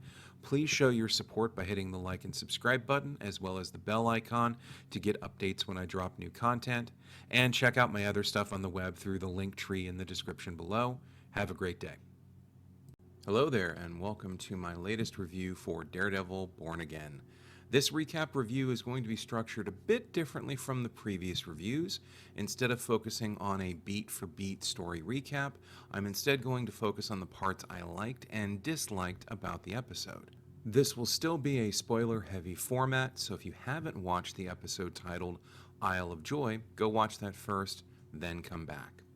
Here's my one down from the 8th episode. Number 1, Dr. Heather Glenn. I want to be clear up front that this isn't a criticism of Margarita Leviva's acting chops. She's been killing it since her first introduction in the 2nd episode. My main issue here is that the shift from wanting to dive into the psychology of mask-wearing vigilantes to treating all vigilantes as being cut from the same cloth was too sudden. On the one hand, an argument can be made that Dr. Glenn is still reeling from the trauma of her experiences at the hands of Muse. However, hearing Dr. Glenn equate Daredevil and Muse as being one and the same is a leap too far as a sudden response to trauma. For me, this feels like a lazy way to inject division in her relationship with Matt, and it does a disservice to a character that, up to this point, has been one of the more grounded and emotionally intelligent characters in the series. Before diving into the parts of the episode I liked, I'm going to do some shameless self-promotion. If you are enjoying my content, please hit that like and subscribe button. For a small creator like me, it does help out quite a bit. You'll also find a link to my Patreon in the description below. I'm currently working on an episode-by-episode review of the series The Residents from Netflix, and it's exclusive to Patreon subscribers at my $15 tier. Last but not least, if you like TTRPG content, have a look at my other channel, The King's Square, where I'm currently working on a series called How to Run Cyberpunk Red. Thanks for indulging my shameless self-promotion. Now for the ups for the episode. Number 1, The Tale of Two Couples. The opening sequence of the episode switches between Matt and Heather's argument and Wilson taking Vanessa to the lair where he's been keeping Adam all season. I liked the jump cuts between these two sets of characters, mainly because it would cut from one to the other as a means of ratcheting up the tension of each interaction. Just as Matt and Heather would reach an emotional beat, we'd switch to Wilson and Vanessa as they decide what Adam's ultimate fate would be. As Matt and Heather's relationship disintegrates over their differences of opinion regarding masked vigilantes, Vanessa and Wilson's relationship is made whole again after Vanessa repeatedly shoots Adam, killing her former lover. These two couples are a dark reflection of each other, and I'm all here for it. Number 2, Benjamin Poindexter, aka Bullseye. It's been 7 episodes since Bullseye last made an appearance, but does he come back with a literal bang in this one? Poindexter's predicament of moving from protective custody to general population at the orders of Mayor Fisk highlights that he's still a pawn in a larger game. It's a rather insidious power move to ask for your arch nemesis to come to the prison and meet with you, but Bullseye does just that when he meets with Murdock. I'm of the opinion that Poindexter deliberately provoked Matt, knowing that Murdock wouldn't be able to resist getting in some cheap shots on him. I say that because it makes sense given the later scene where Bullseye uses the tooth knocked out by Matt's attack to kill one of the guards and facilitate his escape from prison.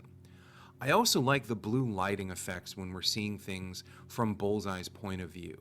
It's an interesting design choice even if there's no direct explanation for why it happens.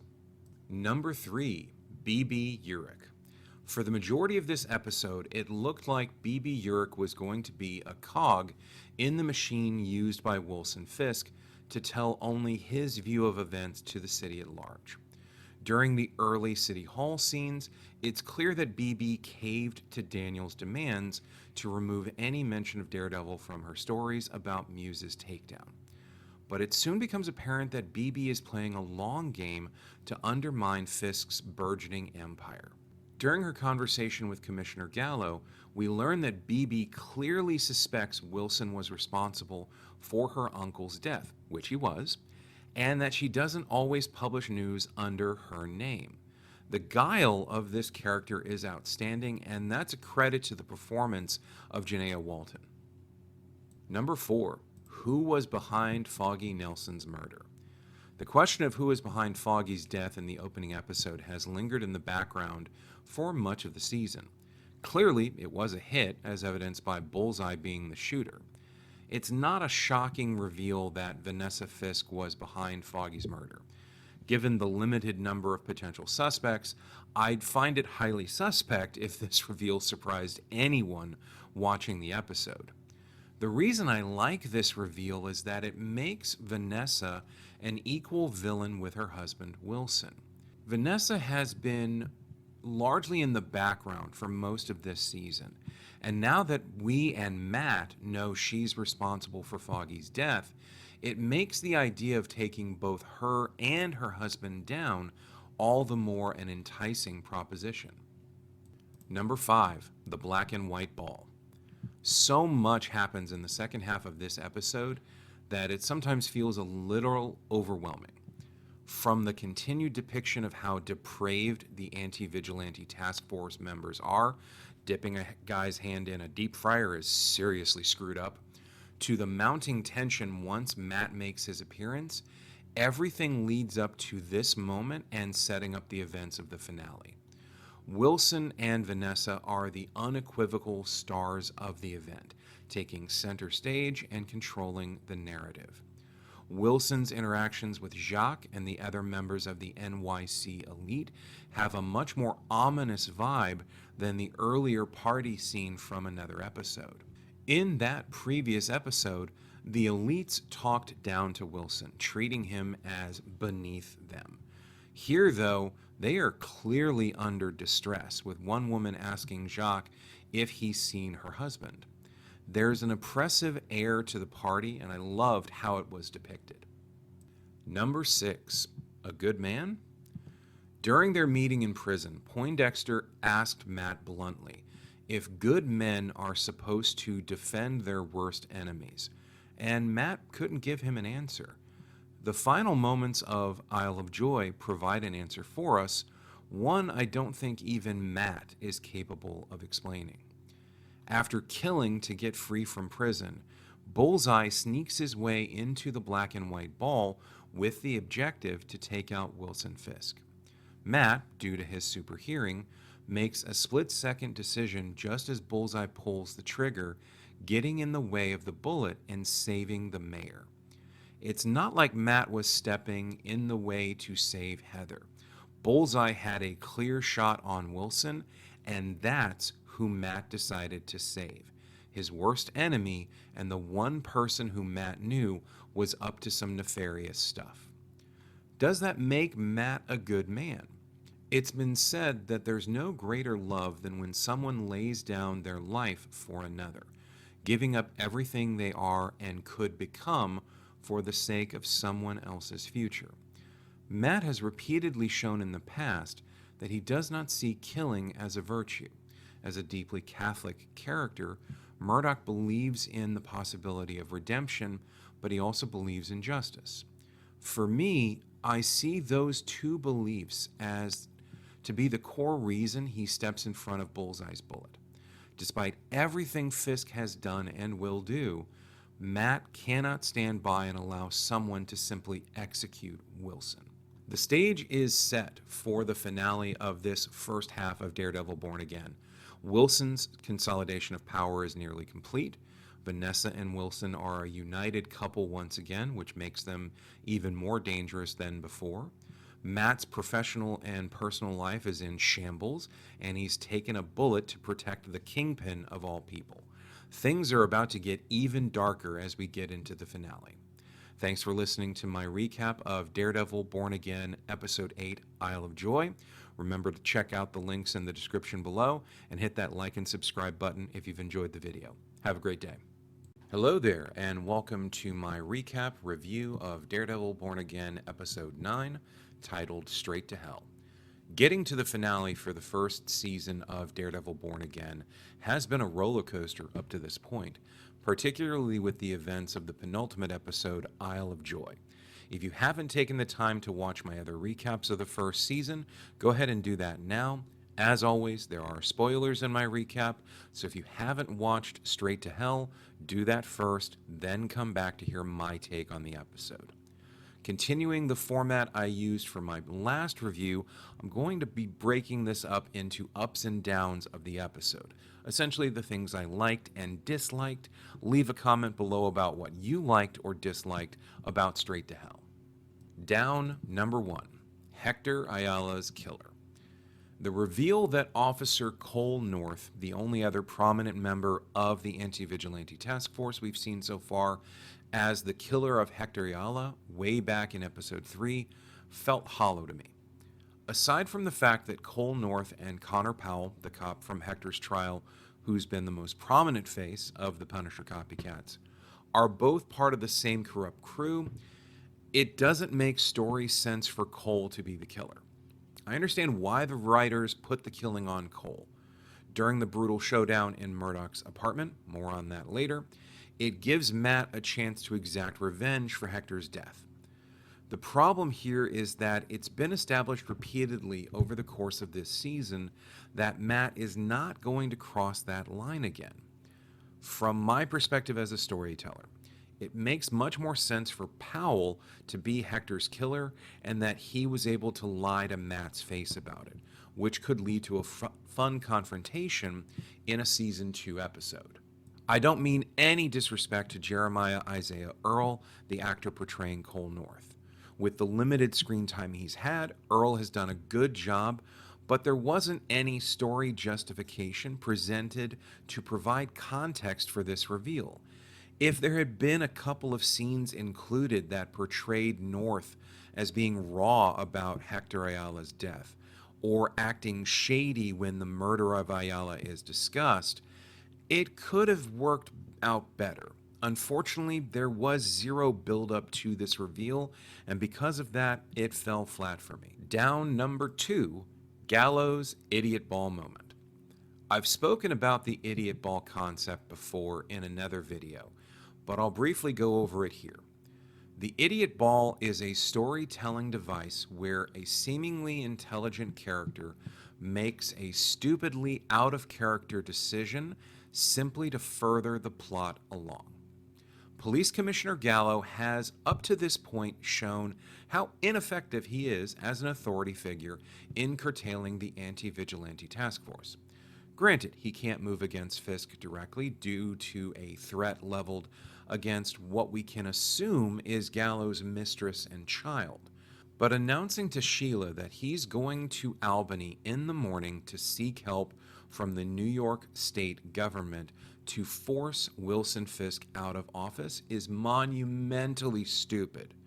The smart move would have been to leave immediately without calling any attention to his movements and making sure that his driver was not one of the anti-vigilante task force members. Gallo's stupidity is a means to an end, another moment I'll be covering later, but it just feels lazy on the part of the writing staff. Now, before I get into my ups for Straight to Hell, it's time for some shameless self-promotion. If you're liking my videos so far, please hit that like and subscribe button, as well as the bell icon to get notifications when I post new content. It's a small gesture, but it really does help small creators like me. You'll also find a link in the description to my Patreon.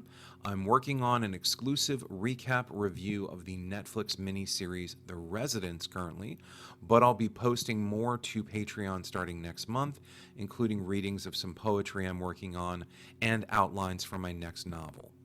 You can also find a link tree in the description below with links to some of my other stuff on the web, including my book series, The Atalante Chronicles.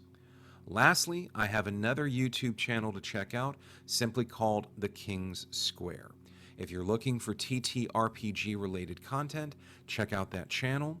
I'm working on a series called How to Run Cyberpunk Red, and another Cyberpunk series I will soon be debuting called The Legends of Cyberpunk.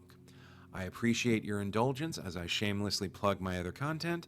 Now let's move on to the ups for Straight to Hell. Up number 1, the return of Frank Castle.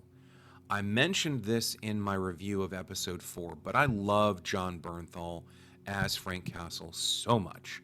Whether it's in the quietly intense moments when Frank calls out Matt's hypocrisy to the roaring rampages the Punisher can deal out, Bernthal's performance always feels spot on and exactly how I picture Frank Castle would act.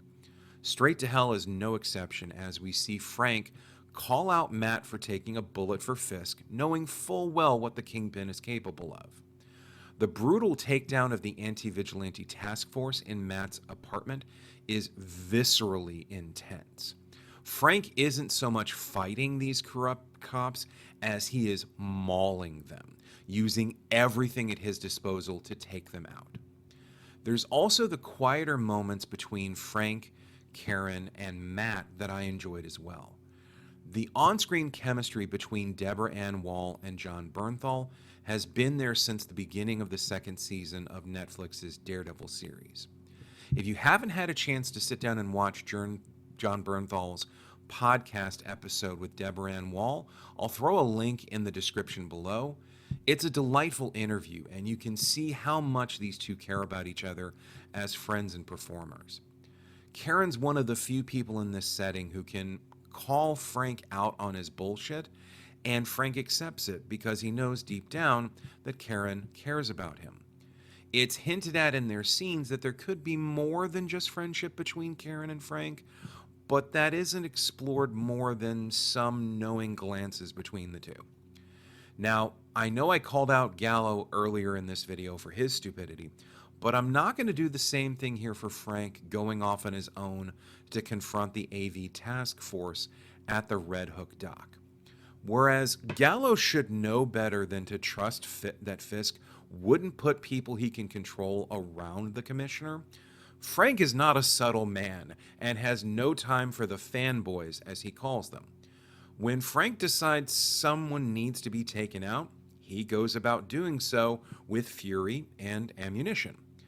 Castle's decision to storm the Red Hook project, despite overwhelming odds against him, is exactly the kind of thing the Punisher would do.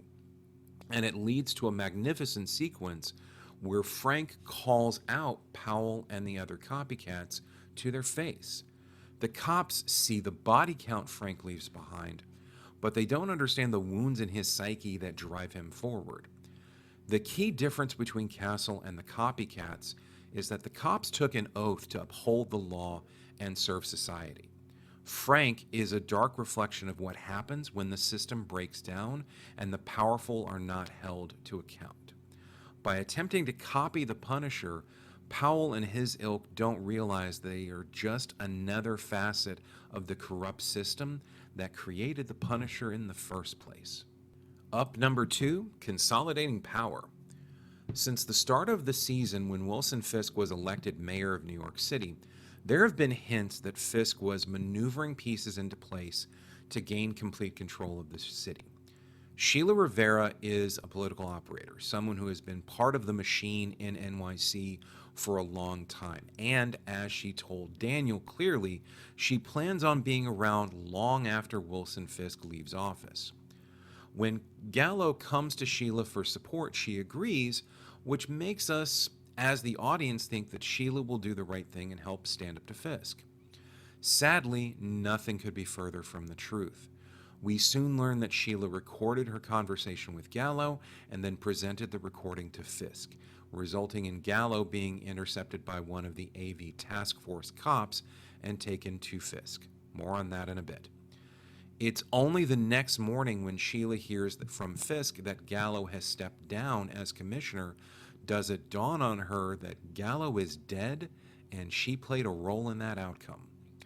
The blackout and subsequent riot are an example of turning a single incident into a false flag. By shutting down power to the island and blocking it off from the remaining boroughs, Fisk has isolated the population and primed them for violence.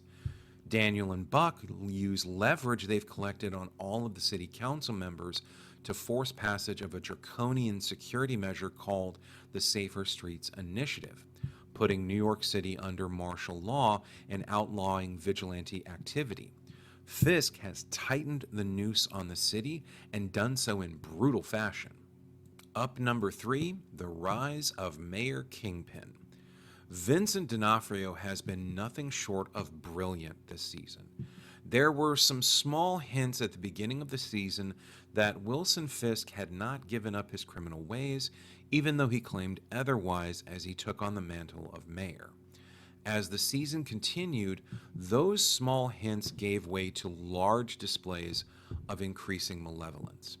The formation of the anti-vigilante task force, blackmailing Commissioner Gallo, browbeating Sheila into compliance, uplifting the sycophantic Daniel into a position of power, and last but not least, his complicity in the murder of Adam, his wife's former lover, were all signs that Fisk had never fully abandoned the role of Kingpin. Instead, he'd simply put a thin veneer of civility and public service as a thin outer skin. Nothing showcases this more than Wilson Fisk's final confrontation with Commissioner Gallo. Fisk had been dismissive of Gallo throughout the season, sidelining him and ignoring the top cop of New York City at every turn. When he learns that Gallo intends to undermine him by seeking assistance from the state government, Wilson moves quickly and isolates Gallo from any outside help, leading to a confrontation at the Red Hook Project with several AV task force cops in attendance. What follows is as inevitable as the sunrise. Gallo straight up calls Fisk out for never truly giving up being the kingpin. The truth of that statement sends Fisk into a rage as he proceeds to crush Gallo's skull with his bare hands. Some of the AV task force members are clearly shaken by this display of violence, but they choose to remain silent, fearing they may be the next on the chopping block. By morning, Fisk has consolidated control of New York City, with himself firmly in place as Mayor Kingpin. He begins cracking down on anyone who will stand up to him, jailing many of the city's elites in what amount to dog cages, including Jacques and Frank Castle. And the season ends for Fisk as he enjoys a leisurely meal with his wife Vanessa, secure in his control of the city and the Red Hook Project that will make them ridiculously wealthy. Up number 4, Karen Page. Given how important Karen Page has been in the Netflix adaptations of Marvel properties, I knew Deborah Ann Woll would eventually return this season after what amounted to brief cameos at the start. The screen version of Karen Page is vastly different from her comic book counterpart, who met one of the most frivolously dire ends, thanks largely to Frank Miller's poor opinion of the character. On the show, Karen has always been a stalwart but critical ally for Matt. She backs him up, as evidenced by her getting on a plane to return to New York City in the midst of all the chaos and reaching out to Frank to help protect Matt from Kingpin's wrath. But she doesn't just go along with Matt's plans or schemes. Karen knows Matt better than just about anyone except Foggy, and she calls him out when he's about to do something monumentally stupid, like trying to invade the Red Hook Project when it's swarming with AV task force cops. Karen reminds Matt that he has to stand up to Fisk, but not by throwing his life away in what would amount to a fool's gesture. She also reassures Matt during the closing moments of the episode that Foggy knew Matt and believed in him, regardless of the inner darkness that Matt has always struggled with. She is one of the foundational characters of this series, and I'm glad to see Deborah Ann Woll getting to flex her range in this episode. Up number 5, A City Without Fear. Charlie Cox has had some heavy scenes this year to carry, none more so than his monologue to close out the season. With the prospect of facing down Kingpin after his archenemy has gained full control of the city, Matt Murdock doesn't flinch away from the task. Instead, he reminds the gathered allies in Josie's bar, including Detective Kim and Cherry, that they can stand up to Kingpin together. It's been said in stories that the hero will inevitably win, but the villain only has to win once. Well, Kingpin has won this first round, leaving everyone under his thumb while he moves forward with Red Hook as his little fiefdom. The final shot of Daredevil in costume standing in the red light is a brilliant callback to a similar shot at the end of the second episode after Fisk was elected. Thank you for taking the time to watch my recap review of Daredevil Born Again's first season finale. Once again, hit that like and subscribe button if you've enjoyed the video, and don't forget to hit that bell icon to get notified when I drop new content. Please check out my Patreon and my other channel if you want to see more of my content. Have a great day.